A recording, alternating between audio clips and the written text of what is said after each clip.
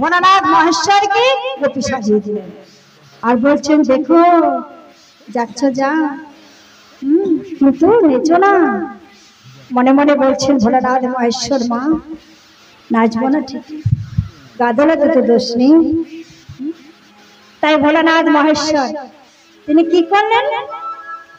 নাচে নাচে নাচে নাচে নাচে না নাচিয়ে নাচিয়ে নাচিয়ে নাচিয়ে নাচিয়ে নাচিয়ে নাচিয়ে নাচিয়ে নাচিয়ে নাচিয়ে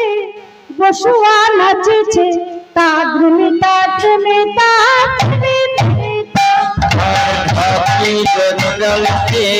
বসুয়া নাচিছে তাদের মিটা মিটা ওই ওই ওই জনগণকে বসুয়া নাচিছে তাদের মিটা মিটা ওই ওই अरे भंगे लगे बोलना सभी का सके पीछे बोलना सीधे तो जाता बैक भगवान सीधे तो जाता बैक भगवान भंगे लगे बोलना पीछे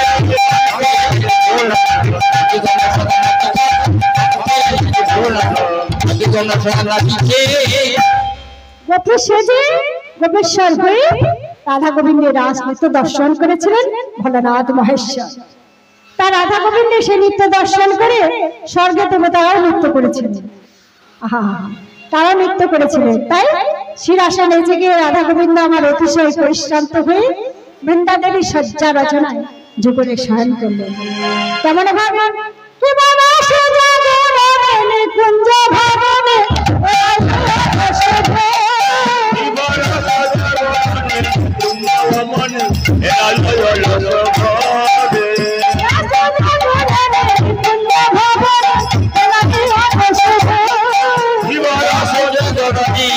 कुंज भवनी अपना पठारी किशोरी अपना पसोरी पढ़ानो ना फिर बोले अपना पठारी किशोरी अपना पसोरी पढ़ानो ना फिर बोले सखी नगर श्यामा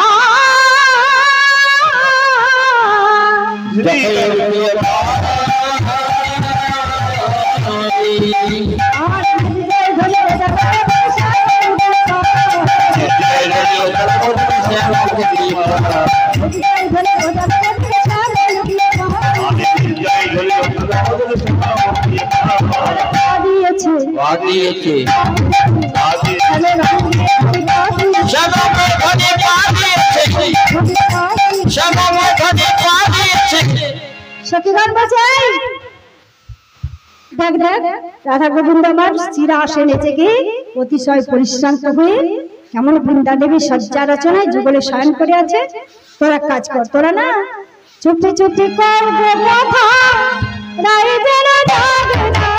चुपी चुपी को पता राय जना जागना चुपी चुपी करবে কথা রায় যেন জাগে না, चुपी चुपी को पता राय जना जागना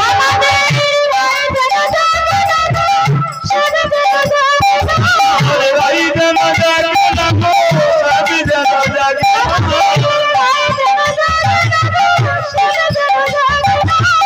राय जना जागना को सभी जना जागना और चुपी चुपी को पता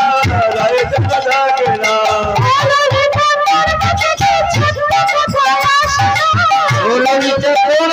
की छोट कथाया सेना ओली कथोर